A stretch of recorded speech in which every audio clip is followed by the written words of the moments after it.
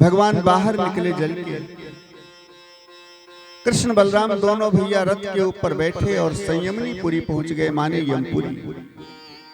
और यमपुरी के बाहर खड़े होकर दोनों भाइयों ने बड़ी जोर से शंखनाद किया। जैसे शंखनाद सुना यमराज घबराए, क्या हो गया भाई, युद्ध की घोषणा कौन कर रहा है? यमराज आए, भगवान कृष्ण बलराम को देखा, हाथ जोड़ करके कहने लगे, प्रभु क्या गलती हो गई मेरे से? अब मेरे ऊपर चढ़ाई, मेरे से युद्ध, क्या गलती हो गई मेरे से? भगवान ने कहा, मेरे गुरु जी के पुत्र को लेकर आए हो? यमराज ने कहा, हाँ प्रभु लेकर आया। तो जल्दी ला करके दो।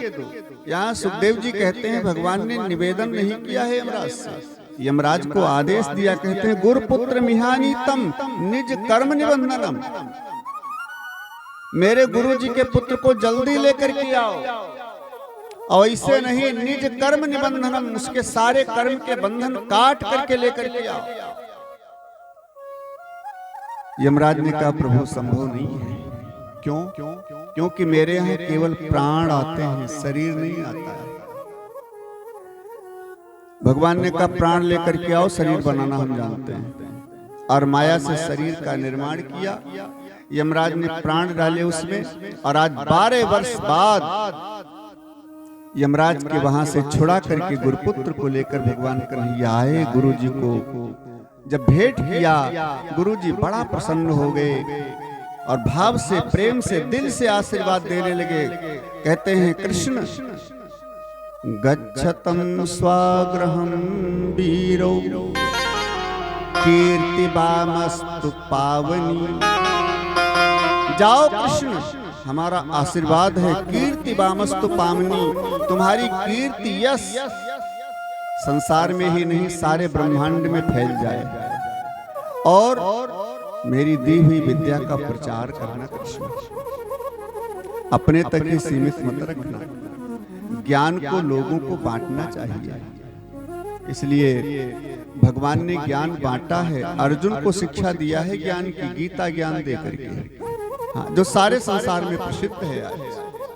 और उसी गीता के द्वारा लोगों का कल्याण हो रहा है।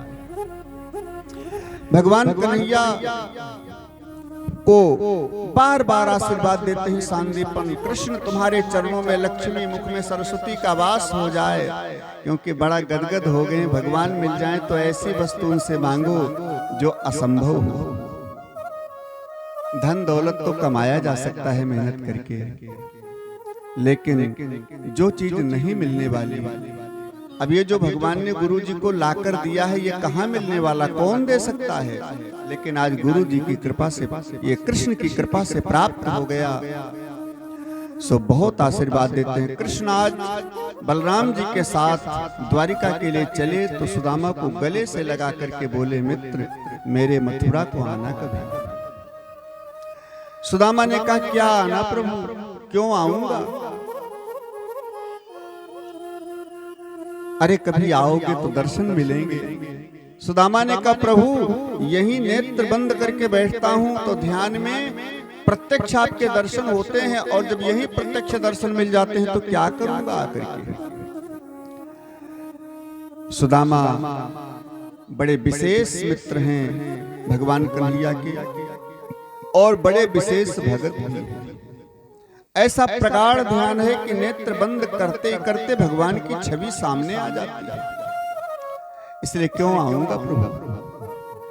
सुदामा के प्रेमाश्रु निकल रहे हैं, कन्हैया के भी प्रेमाश्रु निकल रहे हैं। रथ के ऊपर बैठे दोनों भाई और मथुरा आ गए। मथुरा में आकर के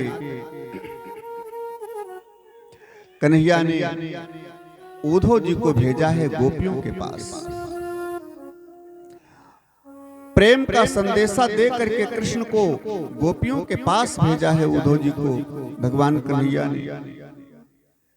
उद्धव और गोपी संवाद बड़ा भावुक प्रसंग है, बड़ा विशेष प्रसंग है, इसलिए ज्यादा हम इसमें प्रवेश नहीं करेंगे क्योंकि यात्रा लंबी है, रुक्मिणी विवाह तक पहुंचना है जल्दी जल्दी, इसलिए ज्यादा प्रवेश नहीं करूंगा।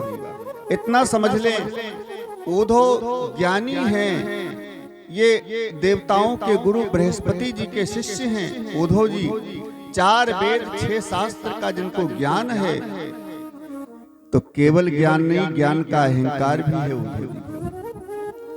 और ज्ञान में जब अहंकार आ जाता है, ज्ञान में अहंकार आ जाता है, तो वो ज्ञान पतन का कारण बनता है। देखिए, साक्षर होना तो ठीक है, लेकिन साक्षर होने के बाद अगर सरसता नहीं है, सरलता नहीं है, तो साक्षरता विनाश का कारण बनती है। क्योंकि सूत्र है विद्या ददाति विनय, विद्या विनय को देती है। और अगर विनय नहीं आई, नम्रता नहीं आई विद्या पाने के बाद, तो विद्या फलीभूत नहीं है। क्योंकि साक्षर का उल्टा करो थोड़ा, साक्षरः, साक्षरः का उल्टा करो तो क्या बनेगा? राक्षसः। साक्षर होने के बाद अगर अहंकार आ गया तो शब्द उलट जाता है, राक्षसः बन जाता है। माने वही साक्षर व्यक्ति आतंकवादी बनता है, घोर आतंकवादी बनता है, घोर दुष्ट बनता है पढ़ा लिखा होने के बाद भी। लेकिन सरसता अगर आ गई साक्षरता में, तो सरस का उल्टा कुछ होता नहीं है। इसलिए सरस होना आवश्यक है पढ़ने के बाद, ज्ञान आने के बाद। सरसता आती है केवल भक्ति से, केवल प्रेम से, केवल नम्रता से। इसलिए उद्धव जी को गोपियों के पास भेजा कि ये शिक्षा तो गोपियां ही दे सकती हैं उद्धव जी को, ये पढ़ाई तो हमारे वृंदावन में ही पढ़ेंगे उद्धव जी। इसलिए उद्धव जी से कहते हैं, उद्धव तुम मेरा संदेशा लेकर गोपियों के पास चले जाओ और उनको ऐसी ज्ञान की शिक्षा दो, ऐसे ज्ञान की शिक्षा दो कि मेरे को भूल जाएं। जब तक वो मेरी याद करती रहेंगी, तब तक उनकी याद मेरे को आती रहेगी।